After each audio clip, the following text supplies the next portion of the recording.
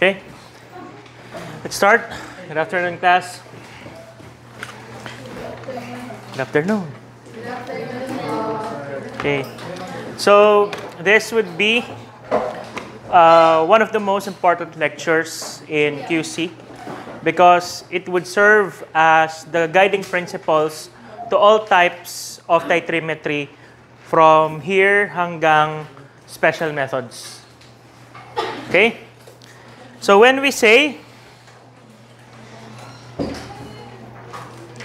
titrimetric methods, these are also called our volumetric methods. It is a quantitative analytical approach which involves measuring the volume of a known concentration. Okay?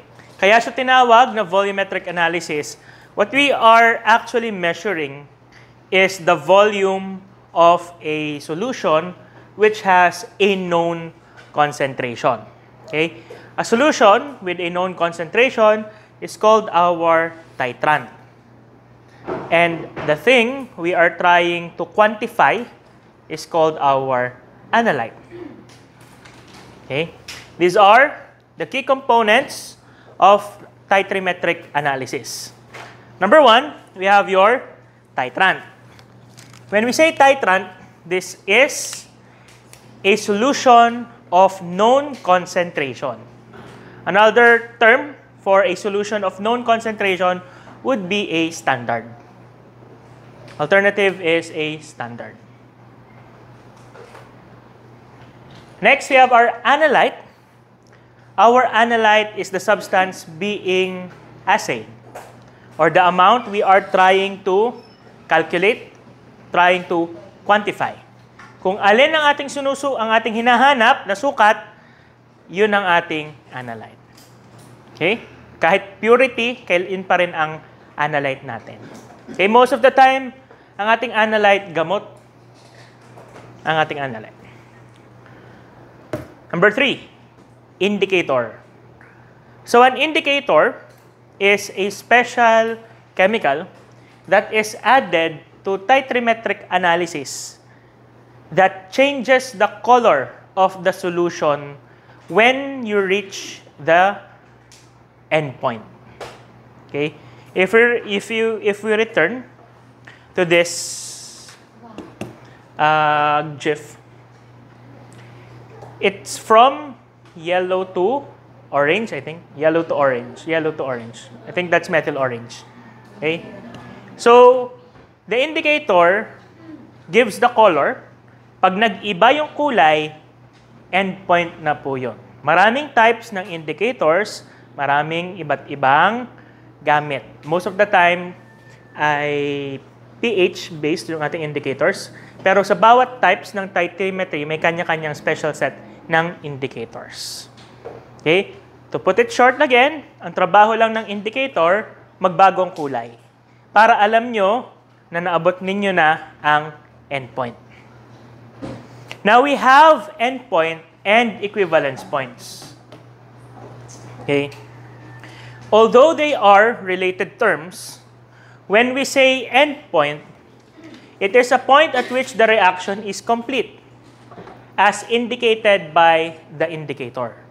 Ang nadidetect ng ating indicator ay endpoint. Iba't ibang klaseng endpoint sa bawat chemical reaction, pero ang most common is a sharp change in color. Next, we have our equivalence point. The equivalence point is the theoretical point at which the moles of the titrant are stoichiometrically equivalent to the moles of analyte. An alternative is that our moles are our equivalents of the titrant is equivalent to the equivalence of the titrant. Equivalence yung nakamultiply sa H. Ha? Sir, tanggalin mong A yung ano. Hindi yan pinapayagan dito.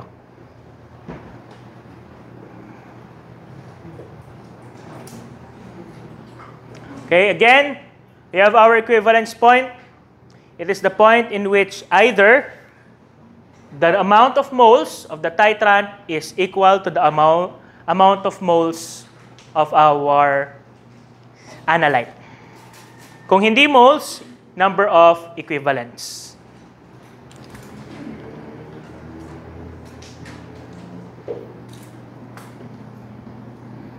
Okay? We have different types of titrimetric methods according to chemical reaction. These are categorized on what chemical reaction is taking place. Okay? Number 1, we have our acid-base reactions. Anong nagre-react sa acid-base reactions? Acid at base. Okay? So, ang nadidetect sa acid-base reactions ay acid at base. Yon. Ang pinagre-react sa acid-base reaction ay acid at base. Anong nadidetect? Acid at saka base. Maliwanag po ba? Okay. Sunod, we have our redox titration. So based on oxidation reduction techniques, common oxidizing agents include potassium permanganate and iodine. Okay? So dito, hindi tayo nag-neutralize kasulad ng sa acid-base, pero dito ay nagre-reduce or nag-oxidize tayo. Okay? The main chemical reaction that occurs on redox titration is oxidation reduction. Okay? Okay, sa acid-base neutralization, dito po reduction at saka oxidation. Number 3, we have our precipitation titration. Dito po, nagpre-precipitate ang endpoint ng reaction. Okay? What happens is instead na nag-neutralize or nagre-reduction oxidation, dito, ang chemical reaction na napapansin or naobserbahan ay ang pag-precipitate. So, parang biglang lumalabo or biglang nagpre-precipitate out of solution yung endpoint. Nagfo-form ng insoluble na substance which is visible sa flask. That is your precipitation. And another type is your complexometric titration.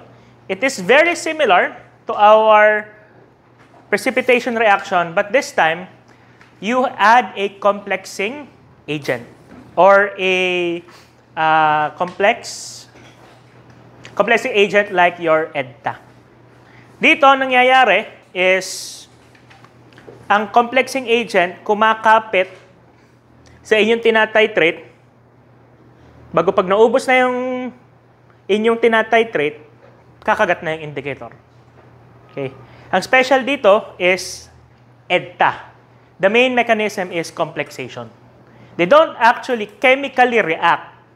Ang pinagkaiba nitong complexometric sa ibang types ng titration, dito, they don't chemically react in which nagbabago ang chemical formula nila. Ang nangyayari lang, there is a physical reaction between EDTA and your titrant or your analyte, usually a metal. Parang nagbaban sila, yun na. Pero hindi nagbabago yung chemical na tinatitrate ninyo. Okay?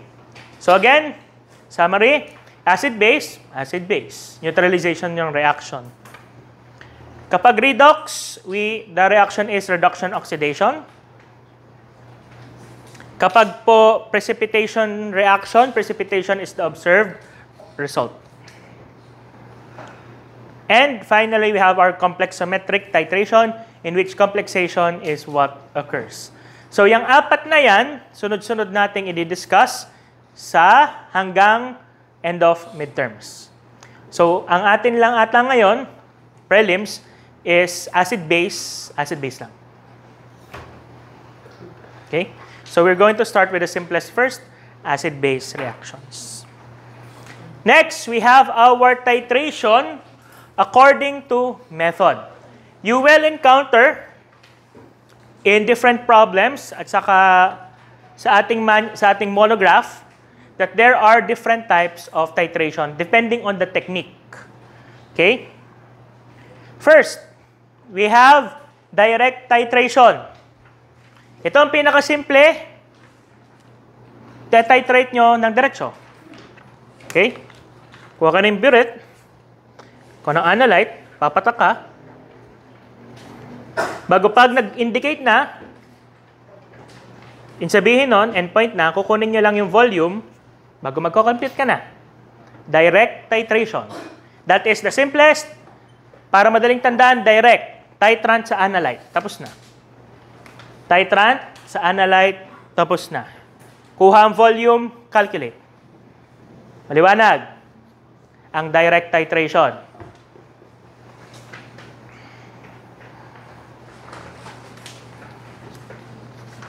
Okay po? Maliwanag ang direct titration? Okay. Sunod. Okay, yan yung pinakasimple kasi titrant sa analyte, okay na. Walang kuskus balungos yun. Rekta na yun. Sunod. Indirect titration. Also called back titration. It is used when the analyte does not directly react with the titrant or when the reaction between the analyte and the titrant is slow or difficult to monitor. So in cases na hindi sharp yung endpoint, meaning parang mabagal yung endpoint na dahan-dahang patingkad ng patingkad, pwedeng gawin instead of direct ay indirect or also called back titration. Para, ang ginagawa dito, sobra ang nilalagay. Sobrang nilalagay na titrant para sure na magre-react. Okay? Pag sure na nag-react, kukomputin na lang yung excess na nailagay na titrant. So, ganito po siya. Una, magdi-deliver ka. Buong burette. Buong burette. Usually, buong burette. 50 ml, ubos. Okay? Pagkatapos nun, ubos na yung unang burette. Sure ka na nag-react yung laman. Kasi, labis yung iyong inilagay. Okay? Hindi katulad pag direct, sakto. Pag nag-ibang kulay, yun na, kukunin mo na yung volume. Pag indirect, palalabisan mo muna para sure ka na nag-react. The main purpose is to provide a lot of titrant to complete the reaction. Okay? Meron namang kayong kukunin na pangalawang titrant. Meron kayong secondary titrant. Okay? Ang ginagawa ng secondary titrant ay tinatitrate yung unang titrant na labis.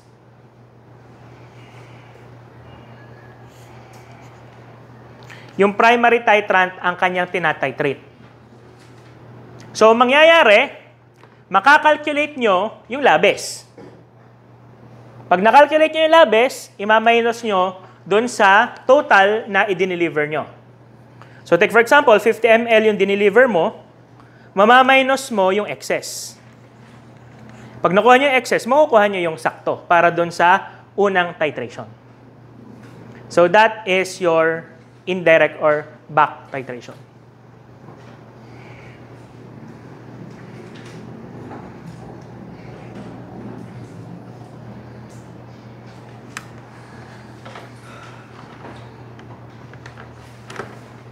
Okay. This one is very similar. It is a type of titration where the analyte is reacted with a fixed and known amount of reagent, and the reaction is allowed to reach completion. Any excess of the reagent remaining is titrated with another titrant, but this is similar to back titration but emphasizes on the predetermined amount of reagent. It's very similar, pero sa residual, sa residual, the unreacted excess reagent is being titrated. Lagyan na ito. For the back titration, the product of the first reaction is titrated. Ulitin ko ang explanation. Mali. Okay. Kapag Yung una kong diniscuss ay residual.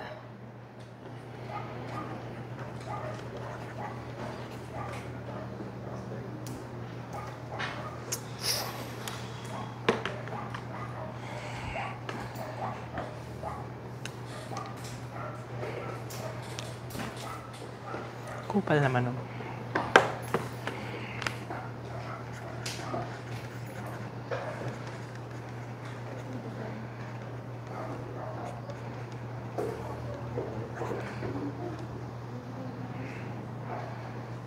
Yan.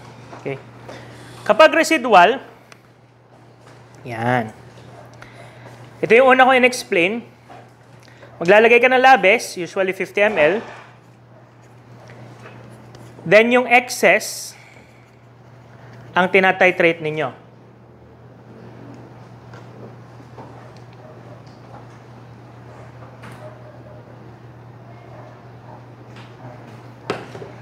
Ang inyong tinatitrate with a secondary standard.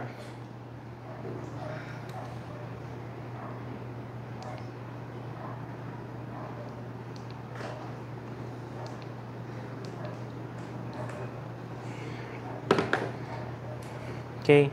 Then makukuha nyo 50 ml minus excess. Dito nyo makukuha yung exact amount for the initial titration. For back titration or indirect, you react it first in an excess amount pero hindi saktong 50 ml. Excess pa rin. Then yung product nung primary titrant saka nung analyte, yun yung tinatitrate ng secondary. Okay. Pinagkaiba ay alin yung tinatitrate ng secondary titrant. Sa residual, ang tinatitrate ninyo yung excess ng primary. Yung tinatitrate nyo sa back titration or indirect, yung product ng primary titrant at saka ng inyong analyte. So magre-react muna silang dalawa, then saka nyo i-react with your secondary titrant. Okay? Ginagawa ito kapag yung inyong primary, pag ang inyong analyte ay hindi magandang mag-react sa titrant. Parang i-react mo muna into something more stable which reacts with a secondary titrant. Okay? In any case, what is more common is this one. Usually, it's direct at saka residual method of titration. Kasi medyo vague ang back titration kung hanggang saan kadaming i-deliver mo.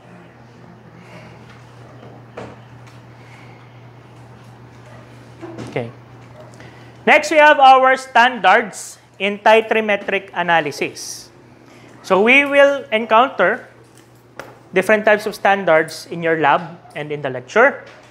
So standards play a crucial role in titrimetric analysis to ensure accuracy and reliability of results. They help establish the exact concentration of a titrant. Okay? Ang trabaho ng inyong standard ay para masabi na ang inyong titrating agent or ang inyong titrant ay ganito ang concentration. Okay? Kasi garne, pag sinunod ninyo yung instructions ng paggawa, take for example, how to create 1.0 normal hydrochloric acid. So, kukuha kayo magpapipet kayo ng liquid, lalagyan nyo ng tubig sa vol flask, pagpalagay na saktong-sakto yung ginawa. Hindi yung sabihin nun, 1 ang inyong nagawa. Hindi yung sabihin nun, 1.0 ang inyong nagawa. Kailangan i-standardize ninyo para alam nyo exactly kung ano yung concentration ng solution. Pwede siyang 0.9995. Pwede siyang 1.008. Hindi nyo malalaman yon nang hindi ini-standardize. The act of standardization is establishing the exact concentration of your titrant. Okay? Kasi kung hindi eksakto ang concentration ng inyong titrant at nag-titrate kayo ng ibang bagay, sala ang lalabas. Kasi base sa lahat ng computation, dapat exact yung concentration ng inyong titrant. Kapag yun ay unknown, wala kang makukuhang value na accurate. Okay. We have two types of titrants. We have our primary standard and secondary standard. Madali lang matandaan kung anong pinagkaiba. Yung primary solid. Yung secondary liquid na siya. Okay? So first is our primary standard. A primary standard is a highly pure, stable, used to prepare standard solutions of known concentrations. These are the characteristics of a primary standard. Una, high purity. Nabibili ng 99.999%. Okay? Malabo pong maging 100 yon. Pero pagtaas ng purity, pagganda ng kanyang standard. Pagmahal din. Okay? High purity. Pangalawa, stable in air and solution. Stable in air and solution. Hindi kapag inilabas ng bote ay nababasa. Have you experienced this with sodium hydroxide? Have you encountered sodium hydroxide before? Na pag gano'n nyo ng sodium hydroxide, tuyo, mamaya basa na sa inyong kutsara or sa inyong scopula. Okay? Ang tawag doon, deliquescence. It's the ability of your substance to absorb water from the air and dissolve in it. So, our bases, like sodium hydroxide pellets and potassium hydroxide pellets, they are not suitable for primary standards because they absorb water from the air, leading to variations in weight. Okay. Kaya hindi siya maganda. So, pag mabagal kang kumilos, pabigat ng pabigat yung sodium hydroxide, palayo ng palayo ang concentration mo. Okay? Important, soluble in water and other solvents. Alam nga namang hindi po, hindi siya magiging solution. Reacts stoichiometrically and predictably with the analyte. Meaning they directly interact with our titrant or analyte. Okay? Usually, 1:1 ang ratio niyan. And ang maganda, it should weigh without decomposition. Meaning stable po siya. Okay? Examples of primary standards is your KHP, potassium bitalate. Potassium bitalate. It is used to standardize bases.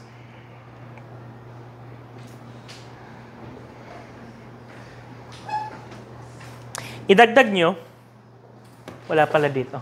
Ang isa ring category na hinahanap for primary standards is that they are of high molecular weight.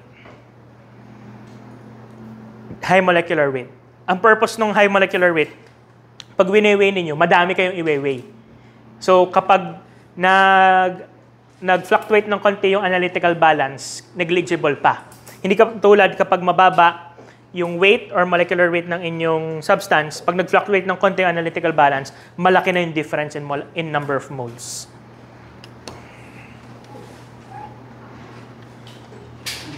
Okay. Next, we have our secondary standard.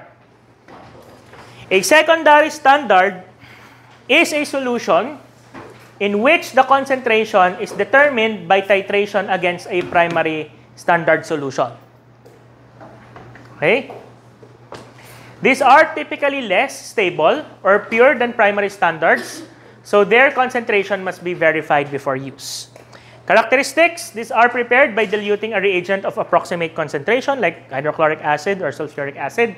Requires primary standardization using a primary standard and may degrade over time or under specific conditions. Okay? Okay.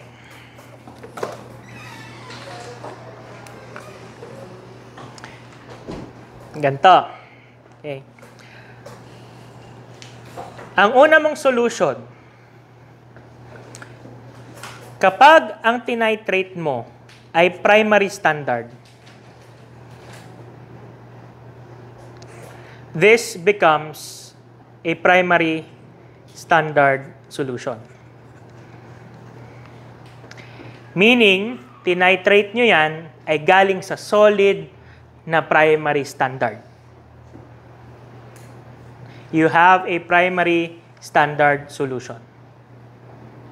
Okay? Kapag naman, itong iyong solution na ito, tinitrate ninyo using a primary standard solution obtained from titrating a primary standard, data titrate mo. This is now your secondary standard solution. Ang primary standard solution galing sa pag-titrate ng solid or primary standard. Okay? Meaning yung concentration niya galing sa solid. Di alam mo na yung concentration nun. Okay?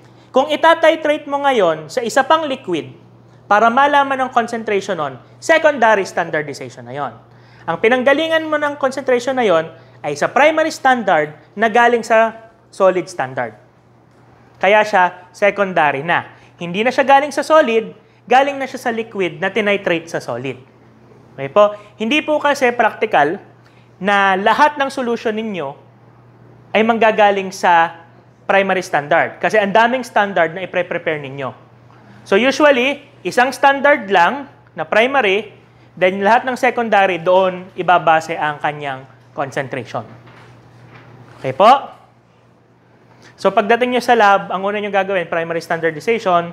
I think it's primary standardization of hydrochloric acid. Bago, pag meron ko na kayong primary standard solution, sodium hydroxide naman. Sodium hydroxide from that solution. Okay? Ulit po, primary standard, solid. Primary standard solution, galing sa solid, tinitrate mo. Secondary standard, liquid na siya, galing siya sa titration ng primary standard solution. Okay? So secondary standardization involves determination of a concentration of a solution that using a secondary standard, which relies on a secondary standard, which is a primary standard from a primary standard solution from a primary standard. Okay? This is the difference. This is in your book. Kasi literal na kinapi-paste ko lang kung ano nasa libro. Word per word. Kanina ko nga lang yung ginawa eh. Kaninang umaga. That's 8. Hindi naman, kagabi naman.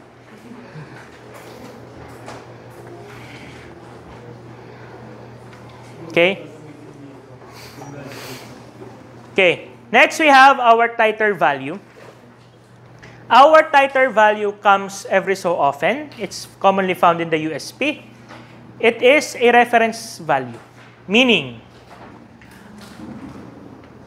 the mass of the substance being analyzed that reacts with 1 ml of the standard titrant. It is used to simplify calculations in titrimetric analysis. This is usually provided by the USP. Okay? Ang itsura niyan ay ganito. Example, the titer value for one normal solution is 68 milligrams. Ang titer value ay milligram per ml. Ang titer value ay milligram per ml. Ang ibig sabihin nun, pag ang na-consume mo sa titration ay 10 ml, i-multiply nyo lang yan sa titer value, 68 per ml, makukuha nyo na yung milligrams. Okay? Ganun lang kasimple gamitin ang titer value.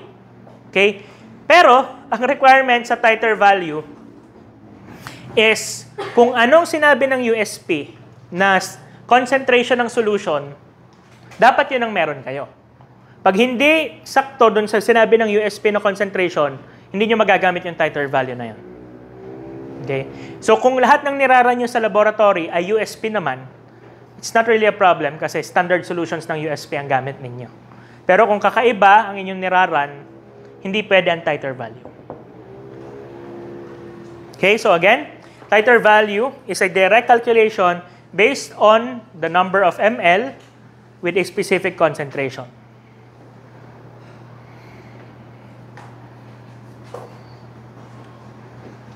Okay, so again, we have our indicators. Indicators are chemical substances to indicate that the reaction has concluded. They undergo a physical change leading to a distinct change in color. Okay. Ang maganda po dapat sa ating indicator ay isang sharp na pagpalit ng kulay.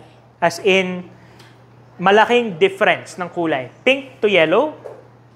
Pero pag hindi na sharp, like for example, yellow nagiging orange, hindi yellow naging orange, ibang indicator dapat gamit nyo. Okay? A good indicator should provide a sharp endpoint. Meaning, pagpalit ng kulay, tapos na. Hindi yung unti-unting nagbabago yung kulay. So we have different types of indicators. We have acid-base, redox, precipitation, and complexometric. Di-discuss ko na lang to in detail for each subtype of titration.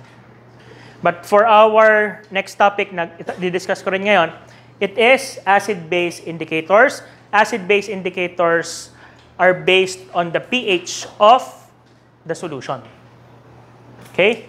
So nagbabago yung kulay ng indicator depende sa pH ng solution. Acid-base indicators change their color based on the pH of the solution. Nakakita na kayo ng pH strips? Ganun. Ganun lang. Ganun kasimple. Naka-solution lang. Pero, ang pH strips kasi, set of 4 colors. Hindi litmus paper pH strips. Yung 4 na kulay minamatch sa lalagyan. Yun kasi, iba't ibang kulay, kasi iba't iba yung range ng bawat box ng pH. Dito, pag nagtatitrate tayo, may specific range lang ang change ng kulay niya. Like for example, pinophthalene, pink, colorless. Pero around, lang yon? Around neutral. Pag pink na, basic na siya. Hanggang dulo siya ng 14, pink na siya. Pero pag acidic, pagpatak ng 6.9, colorless hanggang 1. Okay? So how do indicators work? I would discuss this in individual details na lang pagdating sa bawat type ng titration. Pero sa ngayon, acid-base lang natin kailangan i-discuss. Again, they are based on the change of pH. Okay? Next, we have our titration curves. Our titration curves is a graphical representation of a change in pH. Take, for example, this on the screen. Ewan ko kung maganda ang sa inyo. Yan. Maganda naman. Okay. Okay. So this would tell you around what pH your equivalence point would occur. Okay? So take for example, a strong acid titrated with a strong base. This would occur mostly on a neutral pH, so around 7. So as sodium hydroxide is being added, medyo hindi nagbabago ang pH. Okay? Pero, pag biglang nagbago ang pH, usually tuwid na tuwid siya. Okay? Kasi, nauubos yung, ano ba tinatawag na? Yung ating hydrogen ions. At katulad ng sinabi ko dati, our pH scale is logarithmic. So, ang pinagkaiba ng 2 at saka 4 is 100 times. Kasi 4 at 6 ay 100 times, 6 at saka 8 ay 100 times. So, ang pinagkaiba nito, so 7 sa 2 is 10, 100, 1,000, 10,000. Ilan na? Isa pa. 100,000 difference in concentration. Okay, remember that our pH is logarithmic. Kaya mapapansin nyo, bakit biglang tumaas yung ating pH? It's because at that point, ubos na yung hydrogen ions. Ganon din po sa ating pagbaliktad, strong base titrated with a strong acid. It starts off neutral, nagdadagdag ka ng acid, unti-unti nagbabago, bago habang nauubos, bigla na lang babagsak yung pH ng 7 hanggang sa unti-unting dumami ang hydrogen ions. Okay. Ito naman po is a weak acid. For weak acids and weak bases, they do not fall under neutral conditions. Meaning, pag natapos yung kanilang reaction, the solution is slightly basic or slightly acidic. Like for example, a weak acid titrated with a strong base, ang equivalence point niya is not neutral, but around slightly basic. And kapag weak base titrated with a strong acid, it starts off here, then it ends slightly acidic. Okay. The main reason why for weak bases and weak acids, hindi sa neutral point nag-equivalence, it's because their ions produce a buffer. They produce a buffer in solution, hence resisting pH change for a certain range. Kaya laging, it's either slightly basic or slightly acidic ang equivalence point. Para na lang po madaling tandaan, kung alin yung strong, yun yung papatakan ng equivalence point. Pag strong base, slightly basic. Pag strong acid, slightly acidic. Okay? Isa rin po, you cannot titrate with a weak acid and a weak base. Bukod sa mabagal silang mag-react, they do not give any discernible clear endpoint.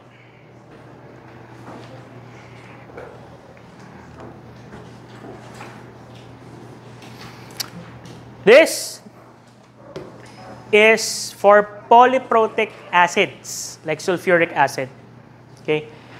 Pagdami ng protons ng inyong acid or pagdami ng hydroxide sa inyong base, the more equivalence points there are. Take for example, I think this is phosphoric acid. Kung ilan ang H ng phosphoric acid, ganun po kadami ang ating equivalence point. So nangyayari, from H3PO4, na produce ay H2PO4.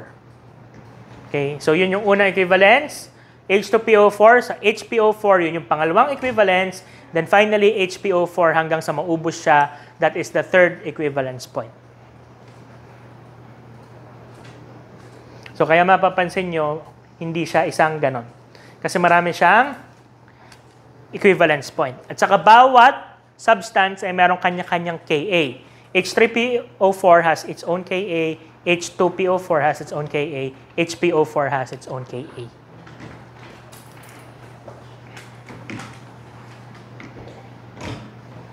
Okay. In pharmaceutical analytical, it's rare to encounter titrations such as this one. Okay. Dito, the simpler, the better, the more accurate we are. Okay. Now, what is the importance of titration curves in the selection of indicator? Titration curves are essential in picking indicators for a titration. Dapat, ang indicator na gagamitin nyo ay around sa equivalence point ng inyong solution.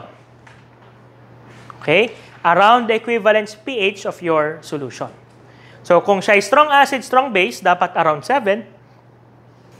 Weak acid, strong base, so slightly basic, so around 8, 9. Kapag weak base, strong acid, dapat medyo basic, 4, 5. Okay? Kaya tayo maraming indicator. Kasi walang indicator na kuha ang buong pH range. Okay. May tanong po ba?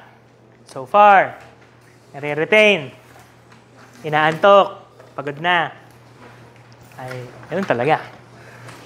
Unless gusto nyo ng Sabado, ay ganyan ang schedule nyo.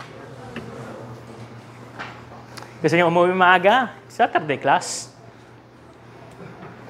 Okay. let's start na with standardization. Okay. Our first calculation is on primary standardization. So as you recall, primary standardization is when we determine the concentration of our solution based on a primary standard. Okay? Ngayon, anong steps? Weigh amount of the primary standard. Usually 1 gram, 1.00 gram. Pag nag-weigh kayo sa lab, dapat sakto yon, 1.00. Dissolve it in a known volume of distilled water. Ilalagay nyo sa volumetric flask bago pupunuin nyo hanggang kung anong volume ng inyong volumetric flask. Then use this standard solution to determine the exact concentration of another solution, often an acid or a base, using direct titration. Okay?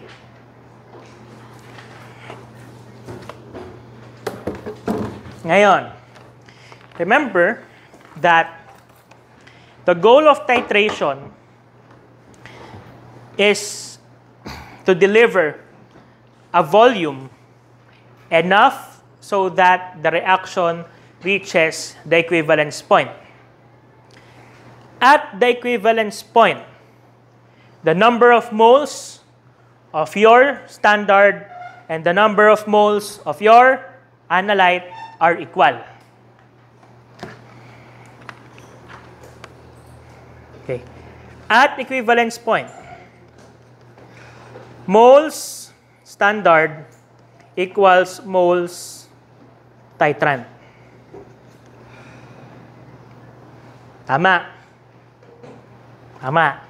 At the equivalence point, the number of moles standard equals the number of moles of your titrant. Nakasulat yan sa inyong libro. Yan o. Oh.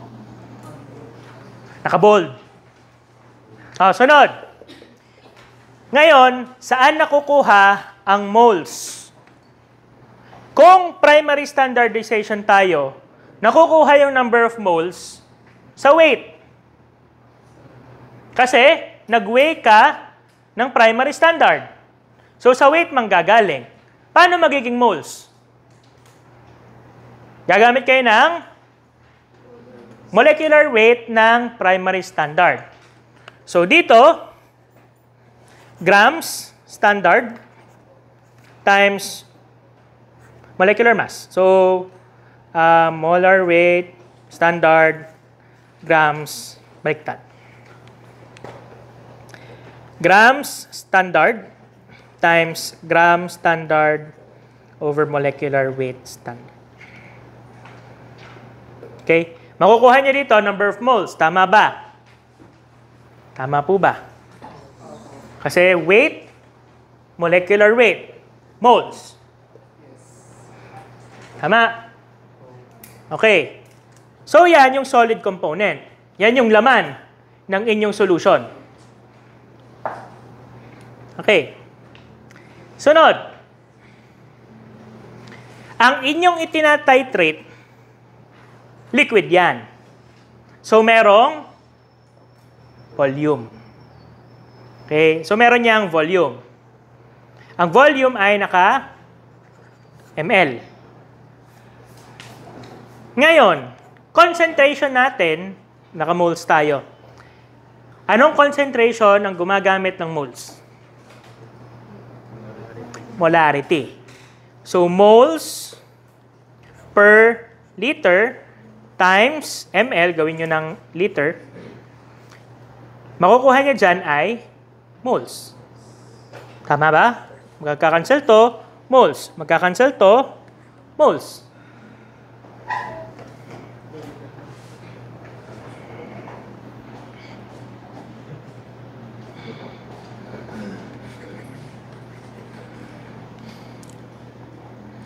Paliwanagin ko. Molar weight, standard, mole standard. So, tama. Moles and moles. Tama. Moles ang nandito sa kaliwa, moles din ang nandito sa kanan.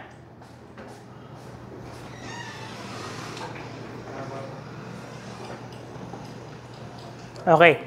Meaning, equivalent, yung left side sa left side, yan yung inyong formula for primary standardization. At the equivalence point, your number of moles from the standard and your number of moles from the analyte are equal. Ngayon, isulat ko ulit, gram equals molarity, mole per liter times liter. Kung tayo ay nag-i-standardize, anong gusto nating kunin? Anong nawawalang value dapat? Why are we performing standardization? What's the main point of standardization? To determine what? We're determining ano? We're trying to determine bakit tayo nag-i-standardize. What's the point of standardization?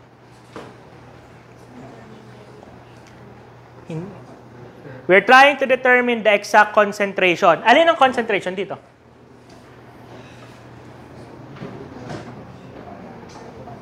Mole per liter, meaning that is molarity.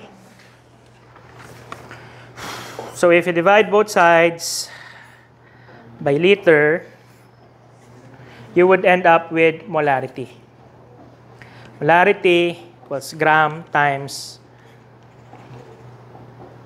saka mole over liter. Please take note that this is your analyte. Or titrant na lang para mas maliwanag.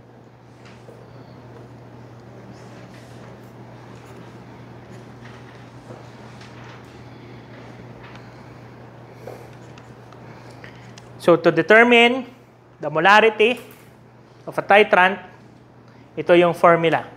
You get the number of moles of your primary standard divided by the volume that was delivered in your burette.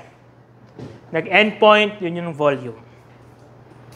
And that is the formula for primary standardization. This is the formula for primary standardization. Pero naka-molarity yan. Okay. For normality, ganun din po. So, for normality, equivalence.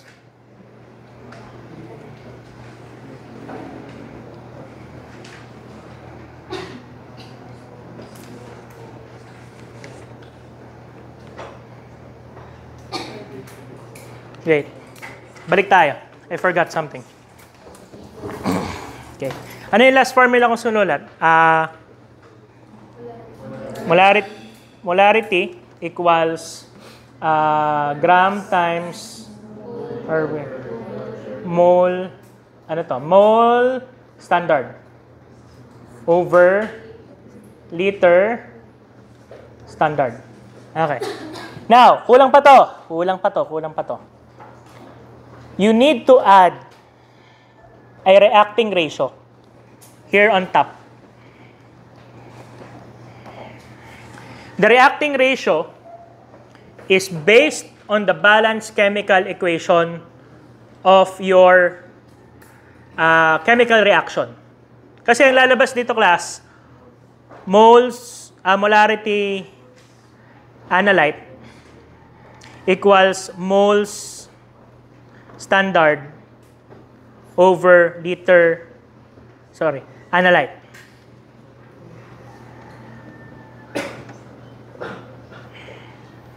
Which is incorrect. Dapat, moles analyte over liters analyte. Kasi nakukompute nyo lang dito ay moles ng standard. Para ma-convert ang mole standard sa mole analyte, kukuha ngayon kayo ng reacting ratio. So, sa baba, moles of standard, taas ay moles analyte. Magkakancel ngayon yung standard, ang makukuha nyo, analyte over analyte equals molarity of analyte. Okay. Now, this is only for molarity. Okay? Since molarity uses moles, and you need to convert one type of mole to another type of mole, you're going to use reacting ratio. Saan kukunin ang reacting ratio? Sa balanced chemical equation. Kung hindi naman galing sa balanced chemical equation, baka sinasabi ng problem, KHP reacts with sodium hydroxide in a 1-to-1 ratio. Kung gano'n, walang problema. Sulat nyo lang, 1:1, mako-convert pa rin yan into our analyte. Okay? So here's your updated formula for primary standardization. Molarity equals moles, primary standard, times reacting ratio.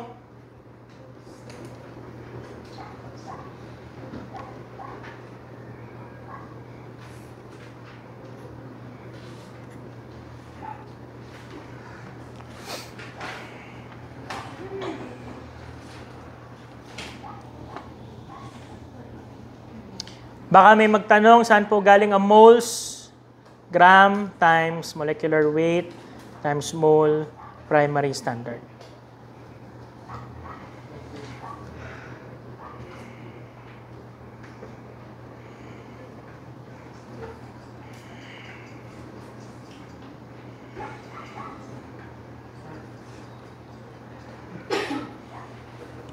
Diyan po yan galing. So the whole formula would look like this. The whole spelled out formula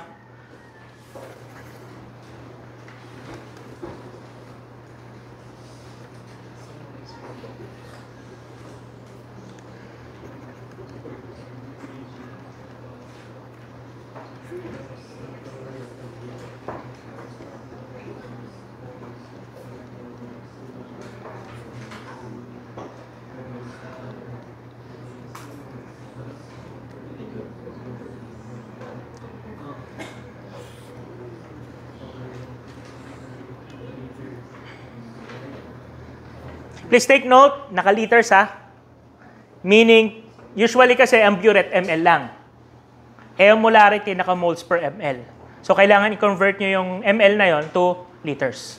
Divide by 1,000, you would get liters. Okay. So, yan ang formula ng ating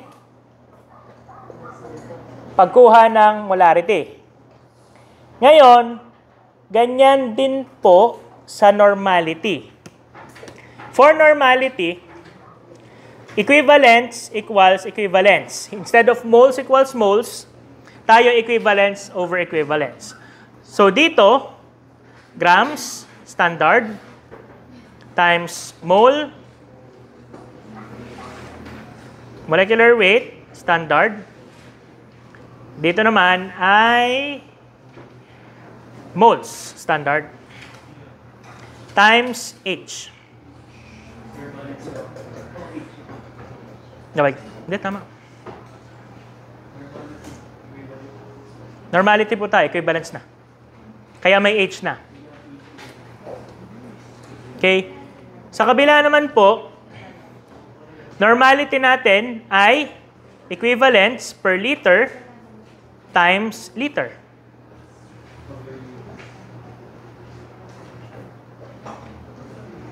So, para ma-isolate, divide both sides by liter. And you would have your formula. Normality equals equivalent standard over liter analyte. Itong buong ito ay ito lang.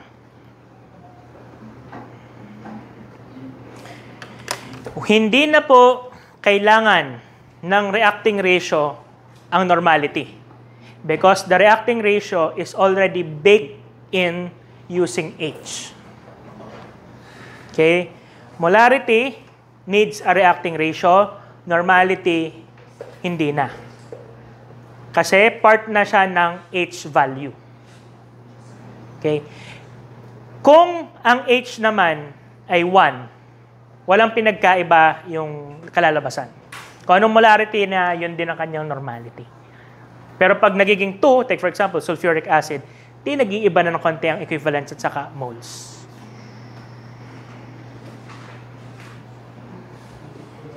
Nakuha yung dalawang formula. This is primary standardization, ha?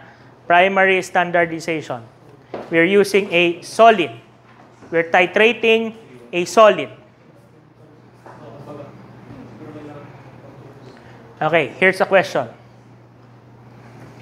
Does it matter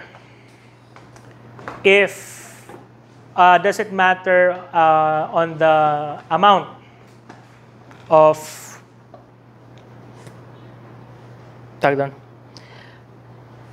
water you add to the primary standard? Okay. The answer is kung itatitrate nyo yung buong standard. Like for example, 1 gram, nilagyan mo ng 100 ml. Kung itatitrate mo ng buo, walang bearing yung 100 ml.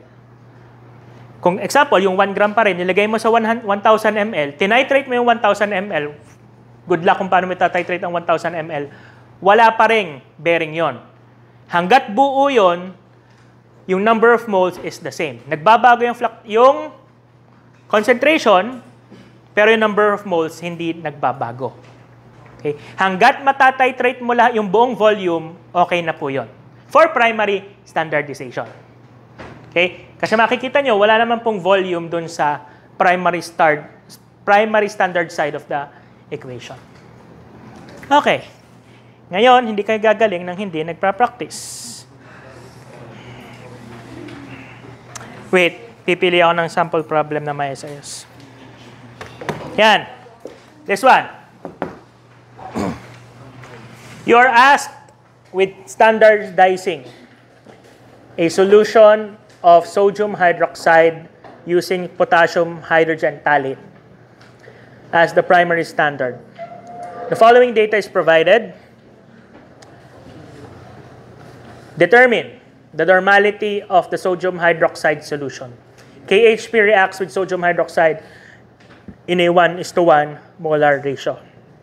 Ngayon dito, class, marami ng klaseng solution. Meaning, maraming klaseng solution. What do I mean? Kung gusto nyo dumaan ng molarity, okay lang. Kung gusto nyo dumaan ng normality, okay lang din. Basta yung final answer ang gusto ay naka-normality. Determine the normality of the sodium hydroxide solution. Okay? If personally akong tatanungin nyo, ang lagi kong ginagamit ay molarity. Kasi yun ang turo sa UST.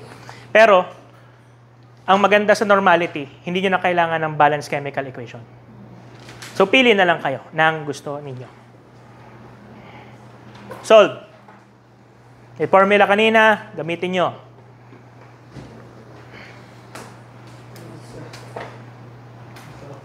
I-identify nyo yung parts ng formula, alin ang meron, alin ang nawawala. Halata naman sa tanong, ang nawawala ay concentration.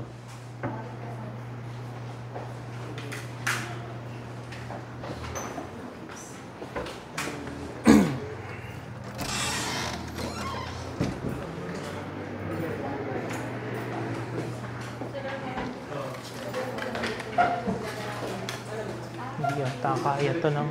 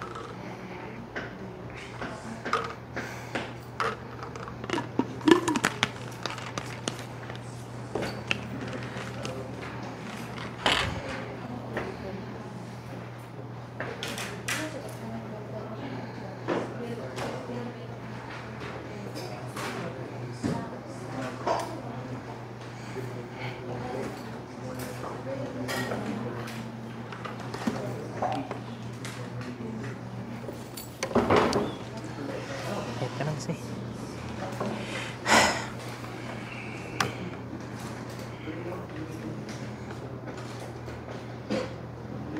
Tik-tik-tik-tik-tik. Tik-tik-tik-tik-tik.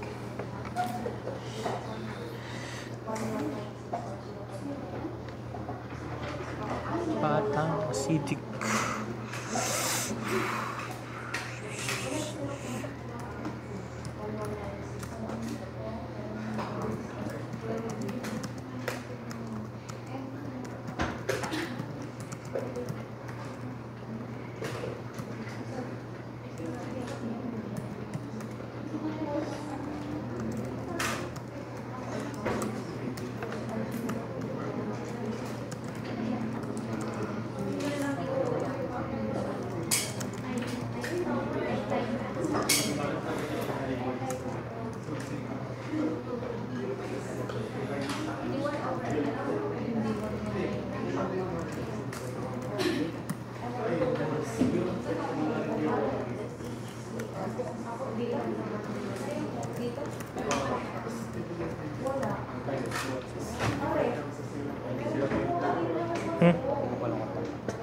Tama. Paano super pag molarity? Saan kukunin yung modes na Hindi. standard? Yan na, nakalagay na. Ayun na. Ah, yan na. Kung walang ganun, edi babalance ka.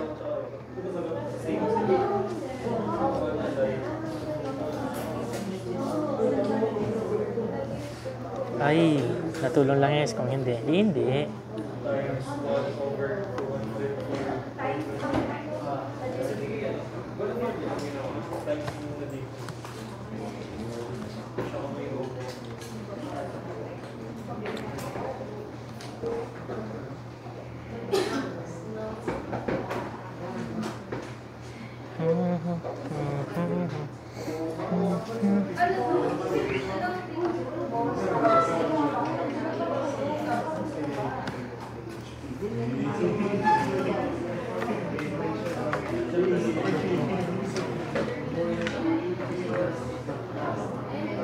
Collecting colors.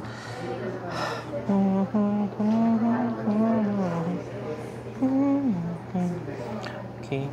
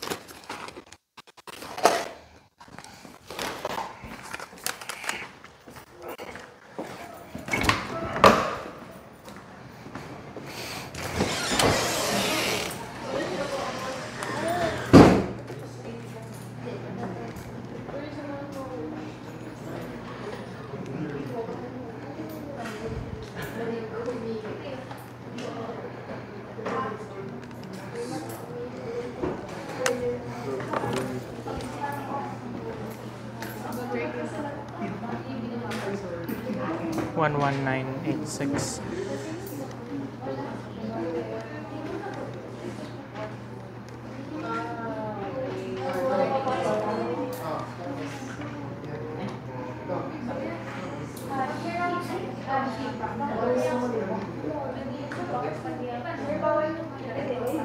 Pwede.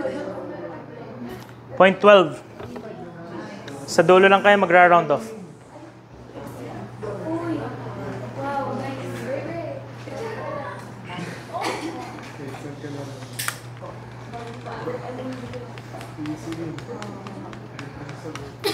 Or doon po ba sumula? Pwede na i-cancel yung whole and over. Nasa yung pay card. Nasa Mole, ito? yung baba mo niya. Yung denominator. Ito? Yan po. Pati yung whole ng taas ng 200 po. Yan po yung dalawa. Ah, itong magka-cancel. Pwede po i-cancel na yan. Ah, cancel. Ito sila. Lalabas na yung most sodium hydroxide over literal sodium hydroxide, which is molarity sodium hydroxide. I just chose molarity because binigay na yung reacting ratio na 1:1. Okay. Pero kung kinuha nyo rin naman, ang H ng KHP, 1 yun. So pareho, regardless kung molarity or normality ang inyong dinaanan, isa lang po yung sagot. Okay po? Naintindihan ang primary standardization. Ang primary standardization ay solid. Tandaan. Let's move on to secondary standardization.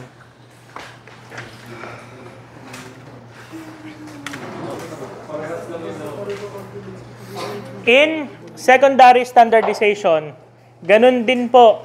Ganun din po. At the endpoint, moles to moles, moles equals moles, equivalence equals equivalence. At the endpoint, yun naman po lagi. Parehong dami ng moles, parehong dami ng ating equivalence. In this case, class, we have two liquids. Kasi, ang gamit natin ay secondary standardization.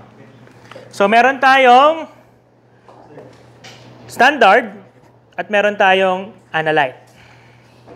So, ang ating standard, meron siyang concentration. Kasi standard siya may concentration siya. Meron din siyang volume. Ang ating analyte, may concentration din, bago meron din tayong volume. Okay. So, if we are to use molarity muna, molarity. Moles standard equals moles analyte. To get the moles of standard, we have molarity, moles over liter standard, times liter standard equals moles analyte over liter analyte. So at the equivalence point, moles standard equals liter equals moles analyte. Bakit ganun? Times liter analyte. Okay po? Now, if we want to determine the concentration of our analyte, kasi nag-i-standardize tayo ng solution. Itong kukunin natin, i-rearrange ko na yung formula na ganito. Molarity na. Moles analyte over liter analyte equals moles standard, liter standard, times liter standard over liters analyte. Ito'y M to. Naka-spell out lang. Ngayon, Ngayon, since this is still molarity, anong kailangan sa molarity? Para ma-convert yung moles to something else. Moles to moles. Gagamit tayo ng kasi tanya to.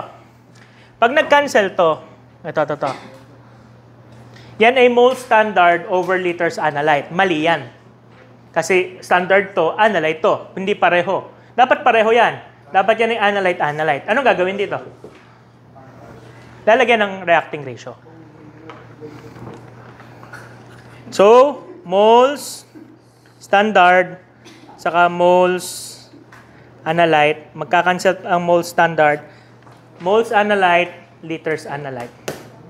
Okay? So, rewriting. I-rewrite ko na maganda para sa mga dalaga natin. M equals molarity of our standard times liter standard times RR bago liter analyte. This should appear in your book, I think.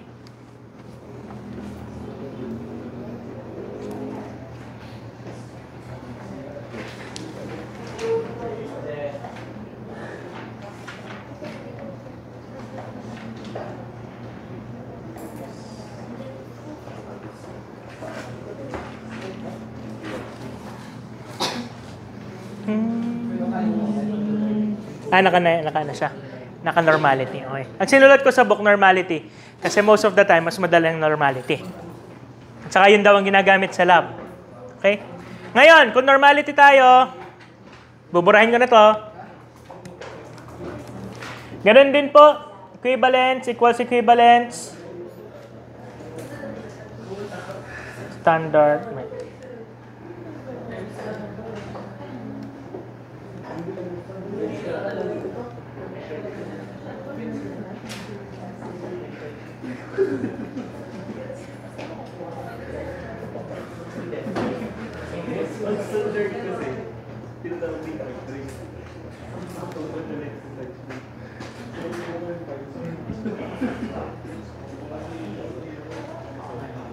Here's the formula for normality of analyte. Ang pinagkaiba lang naman po, class, walang reacting ratio.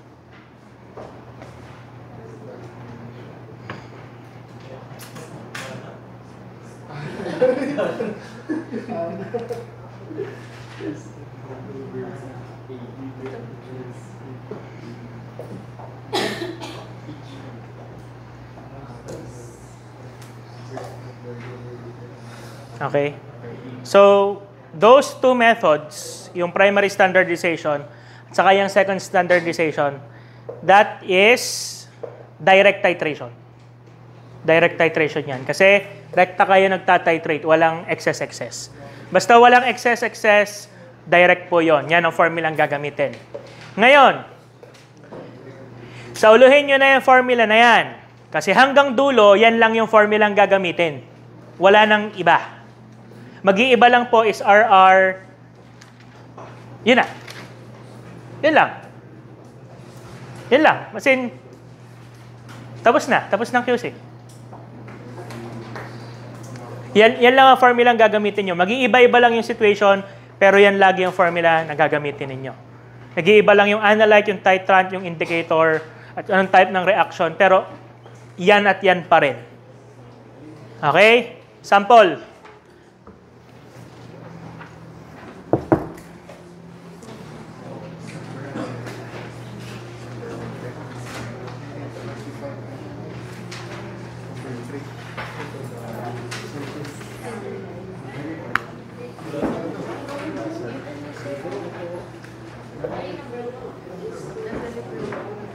Sige, hiya mo. Tama ba? 25, 30. Okay, hiya mo.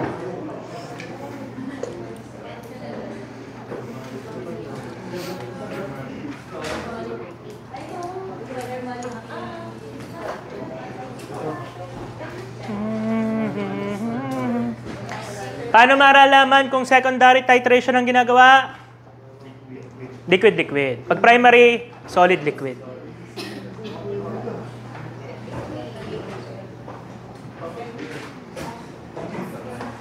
Kinuno ko ba ng tubig? Talino, hindi.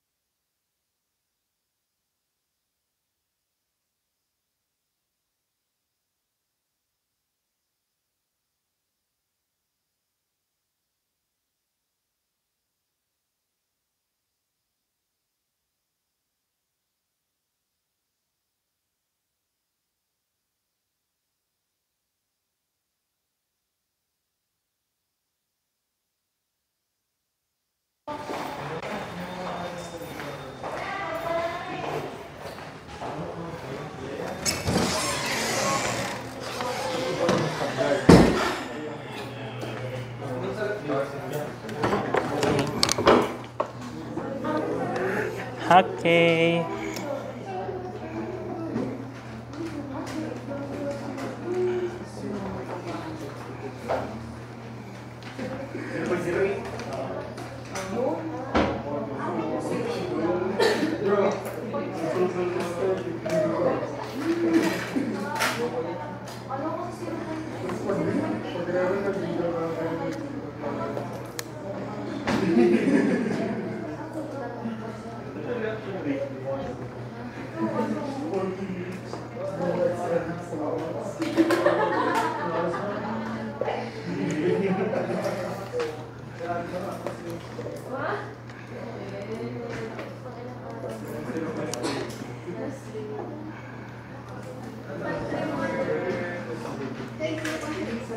Tama. Nakuha po? Okay. It's a very straightforward question. Bigay naman po lahat. So, walang... Okay. Okay. Next. Try nyo to. Hanapin nyo yung problem with your stress of 4. Okay. Dito po, bibigyan na kayo ng balanced chemical equation. So, wala na kayong iba-balance. Kukunin nyo na lang po yung coefficients. So, in our case, anong nagre-react? Sodium hydroxide at saka sulfuric acid. So, kukunin nyo lang sulfuric acid. Anong coefficient? 1, 2. 1:2. 1:2 yung ratio. Ngayon, saan magkakamali pag nagkabaliktad kayo sa RR? Baka pag gano'n nyo ng RR, sulfuric acid din yung nasa taas, mali po yun. Dapat magka-cancel out yung nasa baba. Try. Pero, kung trip nyong gumamit ng normality, pwede rin naman. Ganun din naman nalalabas. Bahala kayo. Go. Pili kayo ng gusto nyo. Pwede kayo mag-normality, pwede kayo mag-molarity. Bahala kayo. Pero naka-normality kasi yon. Equivalence per liter.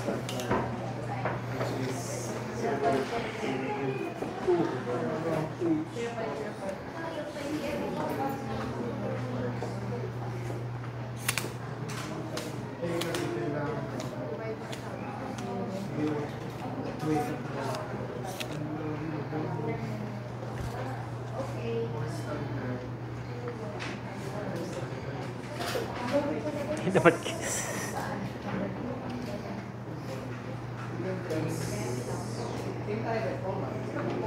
Miss ko na si Madam Castro.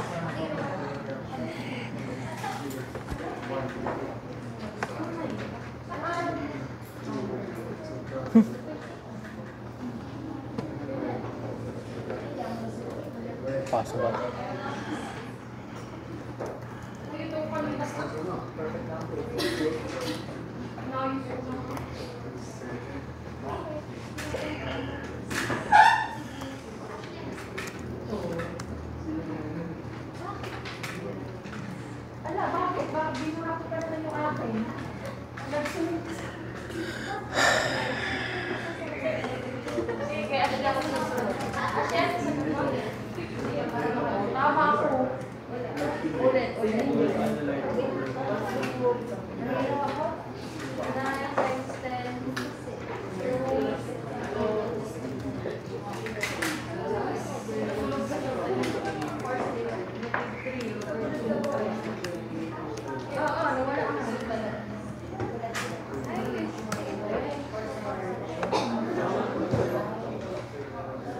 Lalo na't bata, mali. Mahirap ang sagot ng bata.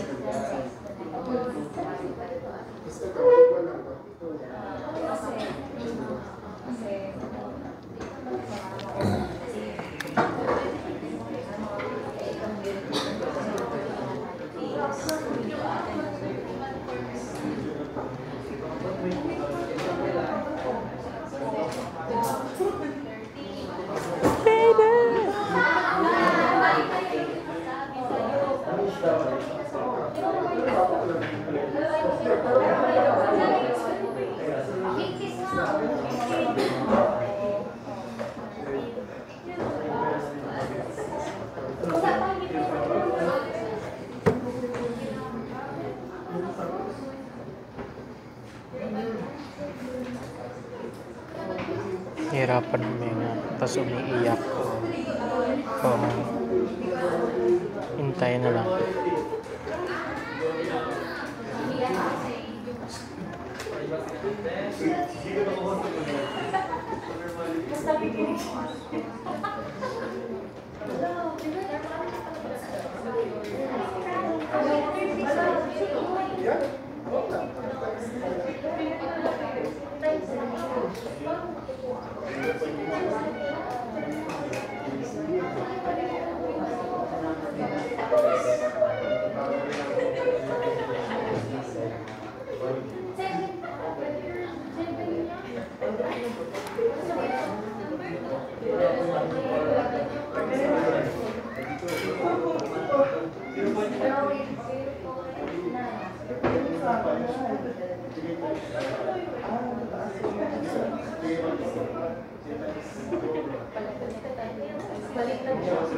Did we get the same answer? Okay. Sinong dumaan ng molarity? Pwede naman. Kung gusto yung dumaan ng molarity, itong point 2 gagawing moles per liter. Since it is, ano ba to? Sodium hydroxide? Sodium hydroxide. So, 1 lang din yan. So, 0.2 molar sodium hydroxide. Bago dire-diretso na uli yun. Okay? Pero in this case, madali mag-normality. Okay? Kayo, pwede naman. Kung siya magpakahirap katulad ko, pwede rin naman. Special lang po. Di ba po sa balance equation po yung y, 1 tsaka 2? But hindi ba po yung gagamitin ko sa Hindi na. Kasi, sa normality, yung balance equation incorporated na sa molarity itself. Anong H ng sulfuric acid? 2. Ang sodium hydroxide, 1. Kaya 2 siya. So, sa normality, incorporated na siya sa H mismo. So, sa molarity lang, saka siya pang Sa molarity lalabas ang RR.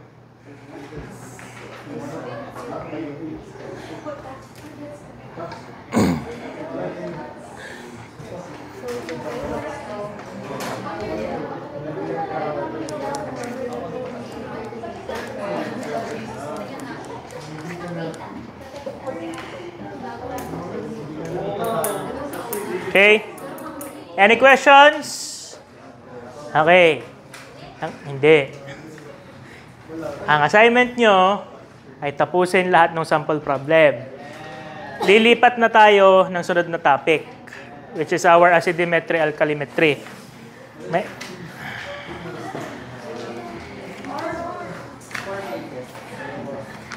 Ilang pages? 4? Manikli lang yun.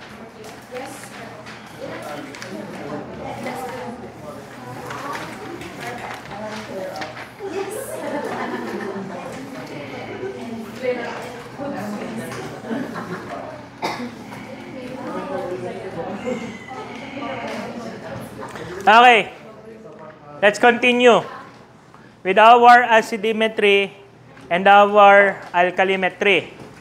Now, nag-acidimetry na kayo and alkalimetry. Yung computations kanina, kung napansin nyo kanina, yun ay sodium hydroxide at sulfuric acid, acid-base. Hydrochloric acid, sodium hydroxide, acid-base. Nag-acid-base na kayo kanina kasi yun yung pinaka-simplest. But the actual term is alkalimetry and acidimetry. So these are titration methods in which we use acids and bases. Ang pinagkaiba ng acidimetry sa alkalimetry ay kung alin yung titrant. Okay? Kapag ang tinatitrate ninyo ay acid, acidimetry. Kapag ang tinatitrate nyo ay base, alkalimetry. Bago, pag binaliktad nyo, yun yung analyte, edi ganon. Naintindihan? Pag acid ang tinatitrate, acidimetry. Ang pang-titrate, alkali.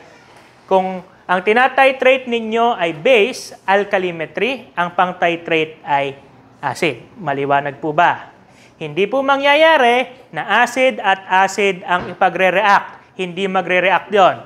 Or base sa base, hindi rin po magre-react iyon. Okay? Now, papasok ngayon po ang residual titration. This is, I think, the last formula for the whole course, except for special methods. Okay? So, residual titration, also known as back titration, is used when the direct titration is not feasible or practical. Here are the steps for residual titration. Excess addition, usually po isang buong burette. So usually 50 ml ang nilalagay na excess. Pag nailagay yung excess, itatitrate nyo ngayon yung excess. Pag na-titrate nyo yung excess, kukumputin nyo na. Okay? At ito ang formula ng ating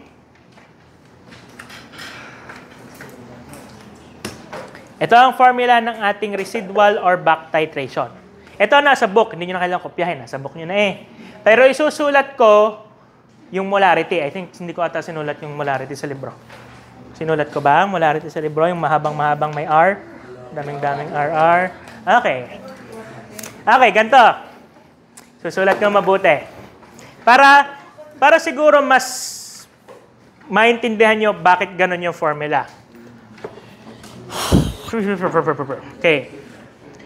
Molarity, analyte,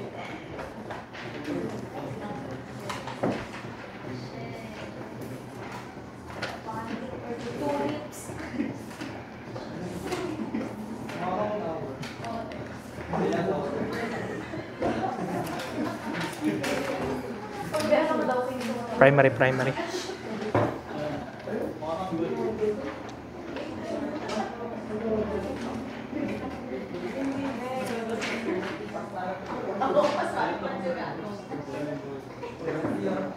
Tama. Times.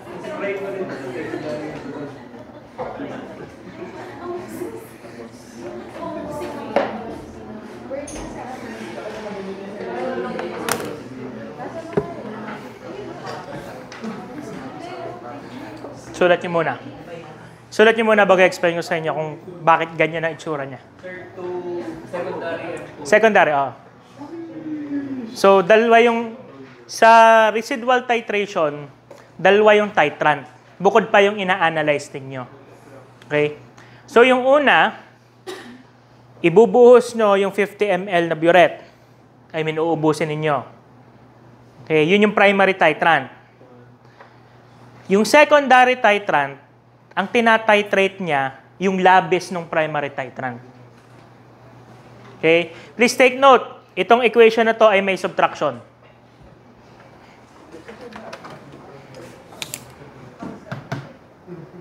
Subtraction dito ha. Okay, ngayon, bakit ganon? Okay. So, kapag minultiply natin ng molarity at saka liters, lagi magiging moles. Okay? So, ito magiging moles, primary, minus secondary na moles, ito yon times RR. So, secondary na mole, primary na mole, magiging ano to?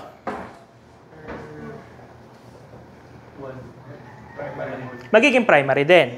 So, mangyayari, primary moles minus primary moles. Ito yung excess. Ito yung labis. Ito yung determine ng titration na to. Yung labis doon sa unang 50 ml. Ngayon, itong moles na moles to, may isa pang reacting ratio. This one. Papasok ngayon dyan ay primary na mole saka yung analyte na mole. Magkakancel ngayon yung primary mole. Ang lalabas, mole, analyte, over, liter, analyte. Doon ang galing. Yun yung purpose ng formula. So, na-account din niya yung excess. Okay? So, again, isang buong burette, 50 ml, labis yon. Yung sunod mong titration, ang makakalculate mo, yung labis.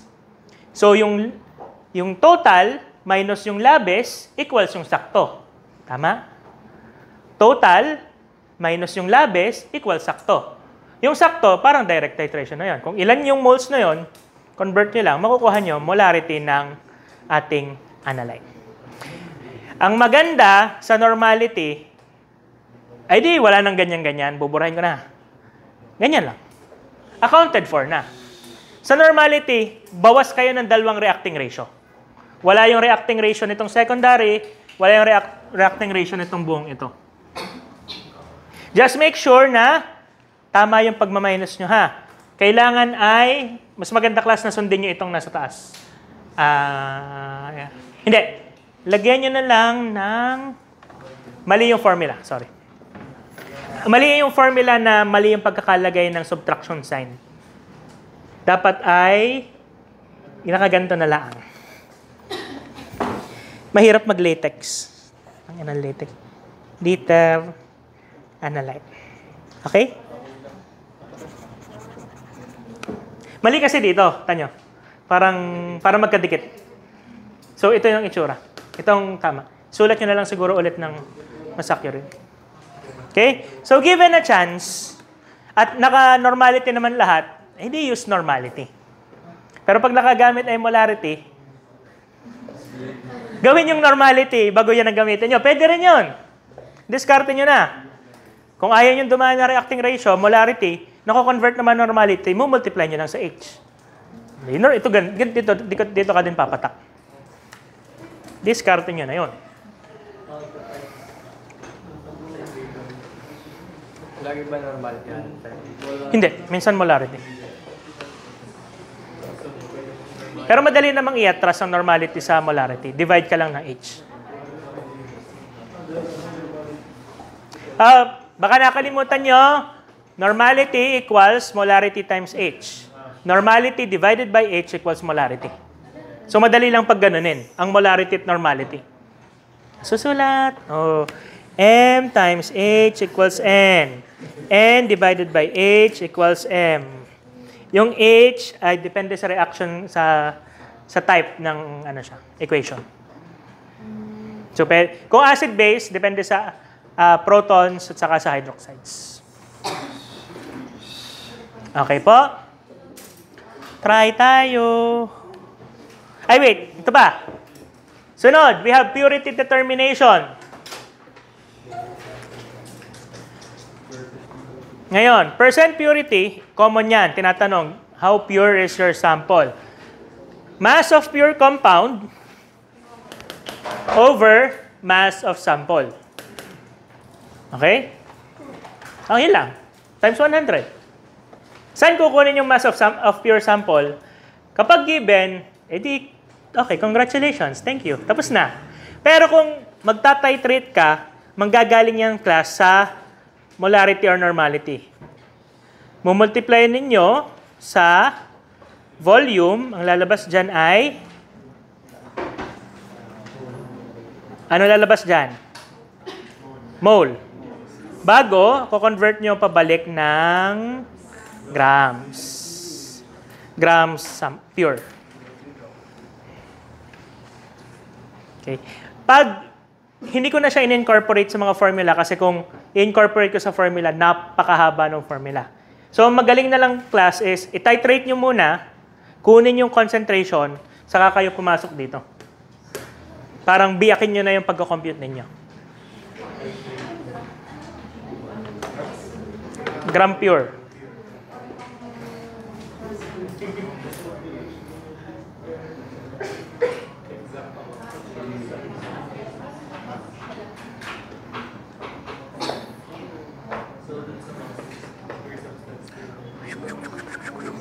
Okay? Obtaining mass from pure substance. Ayan, nakasulat pala yan. Nasa book yan. Kung from molarity, okay? Wala naman. Siya. Di makahinga.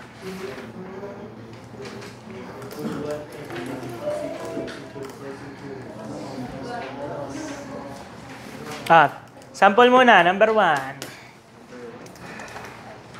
Nilikdangan ko muna yung kasama ng yung lecture. Try nyo sagutan yan. Saka medyo mahirap yun eh. So, dito muna tayo sa madali. Try nyo muna sagutan.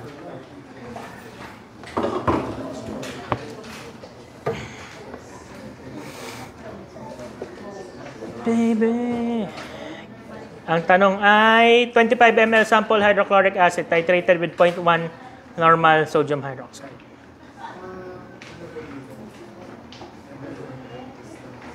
Bagal. Magre-reply ako.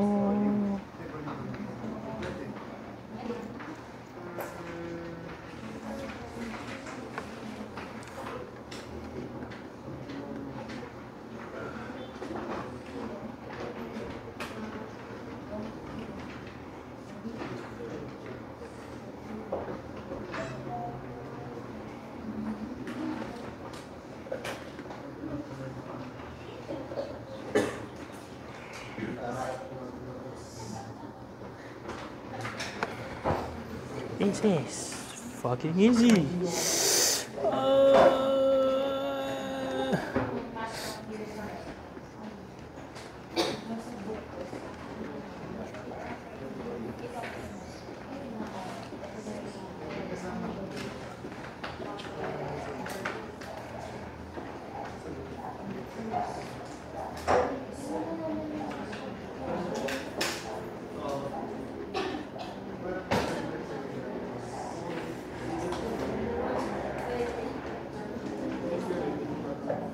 Dahan-dahan kayo sa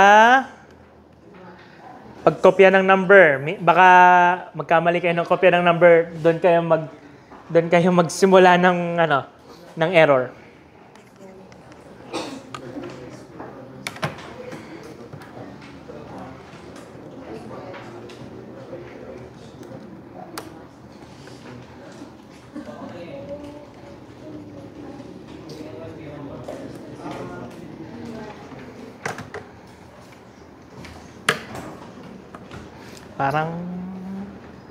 So next week, tapos na ako ng prelims. Double indicator na ako eh.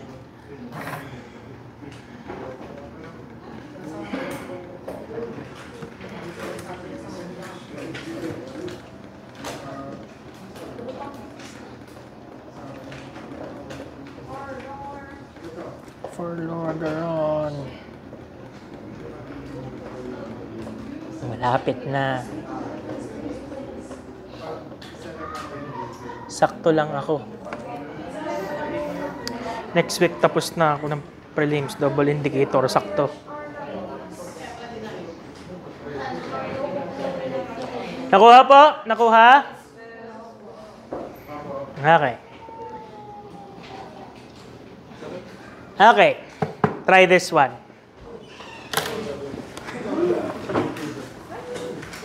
A 1.20 gram. Ayan. Try nyo ngayon.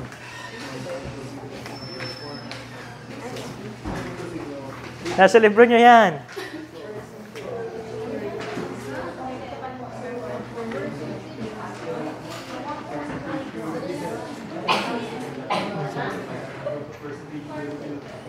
Page 61.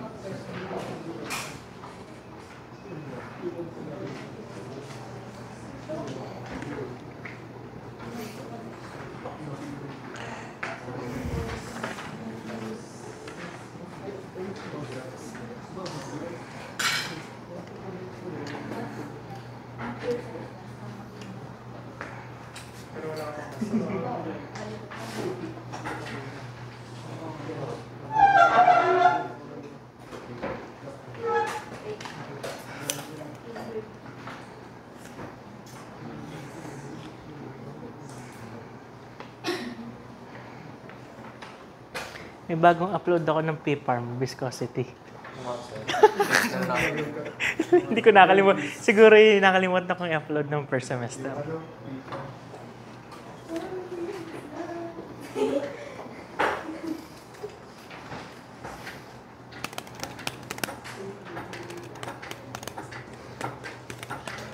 Nakapag-lock up na.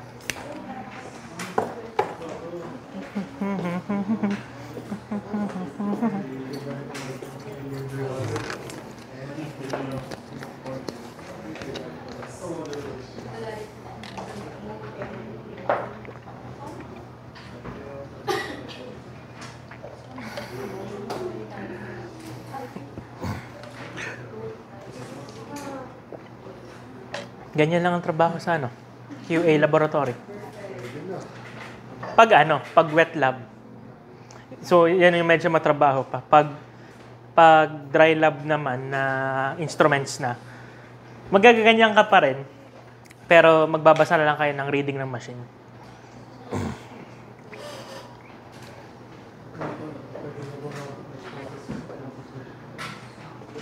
Sinong may magulang na pharmacist? Sino? No? Anong sabi ng iyong ina tungkol sa COGS? COGS, C-O-G-S. Parang, bago ka makarenew ng lisensya, kailangan may certificate ka. To give you context, dati, simple lang mag-renew, magbabayad ka lang. Lumabas yung CPD law. Bago ka mag-renew, may number of CPD units kang kailangan i-comply. Okay, nag-CPD naman kami. Ngayon, ini-implement na yung COGS, C-O-G-S. Kailangan may certification ka from your local chapter of the Philippine Pharmacists Association. So, kung Batangas ka, pupunta kayo sa akin. Kasi ako ang VP. So, kailangan, ang requirement is attend kayo ng, hindi naman NatCon, yung local lang na CPD. So, pag nagpa-CPD kami sa Batangas, attend lang kayo, may certificate na kayo, makakapag-renew kayo. Ang hinaing ngayon, mahal yung CPD. Oo nga, siguro 2.5. Ilang beses ka magre-renew sa isang taon, di kay every 3 years naman.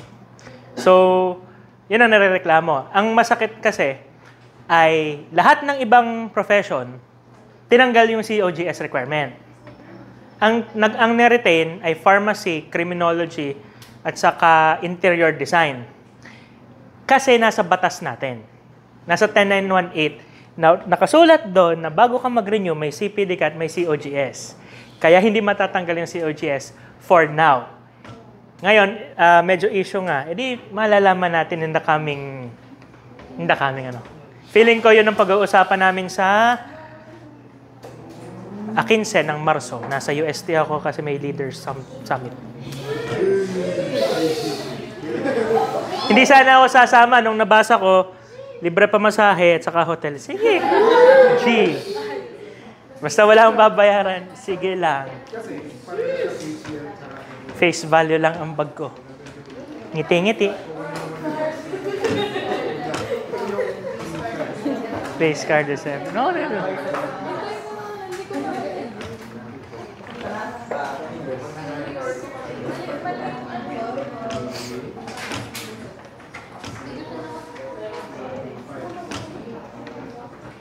Sumusuot ka na. Scoot! Ano hindi? Oh. Yan! Yan lang naman ang gagawin mo eh.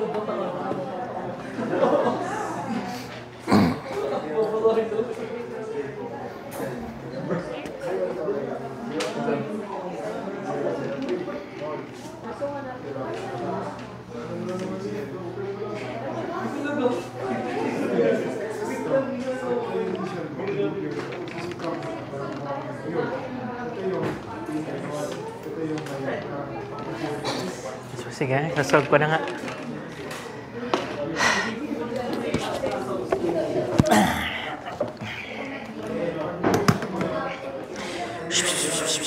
Ang nawawala ay sodium hydroxide. Okay.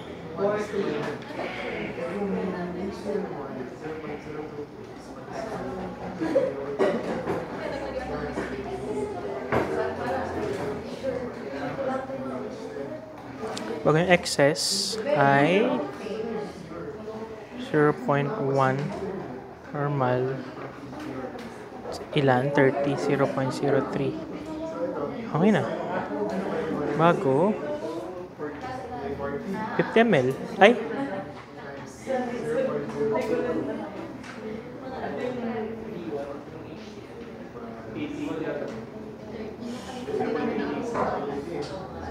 Wala na.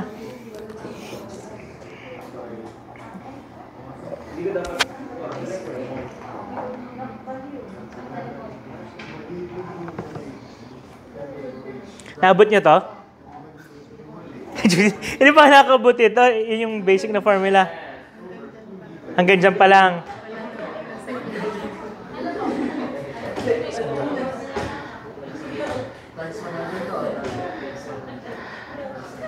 Okay.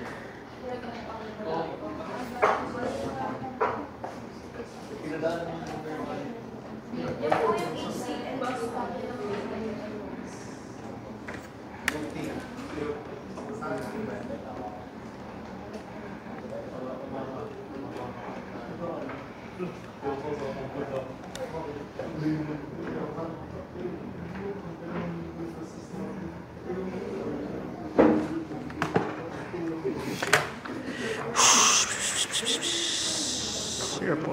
0.022 equivalents over 1 equals 0.022 moles. 0.022 moles.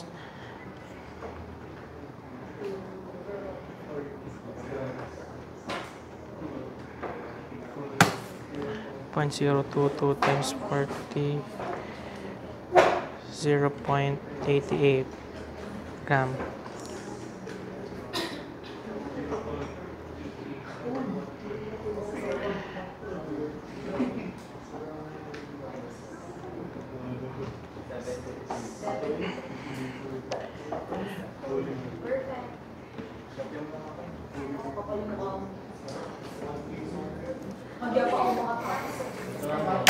Okay.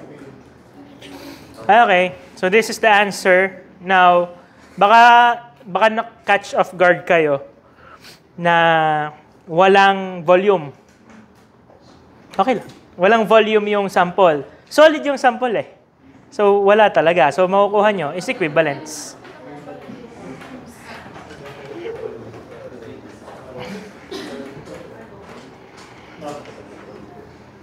Baka naghahanap kayo ng liters analyte. Wala talagang liters analyte.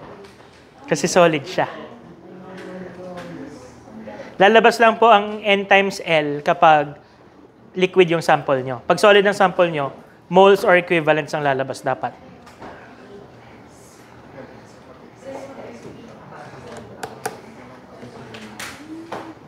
So first is you get the number of equivalents. Nung nakuha na yung number of equivalents, kinonvert ko sa moles by dividing with H factor, which is 1. Nung may moles na ako, kinonvert ko sa grams. So yun yung grams ng pure sodium hydroxide. So alam ko na yung pure sodium hydroxide, alam kong ano yung weight ng sample, which is 1.20. So 0.88 divided by 1.2 times 100 is 73.73%. Okay po ba? Okay. Okay. So, ito mga to, bahay na. Okay. Next meeting, quiz. Unified na ang quiz ng alkalimetry, acidimetry, at saka principles. So, isa na lang quiz siya.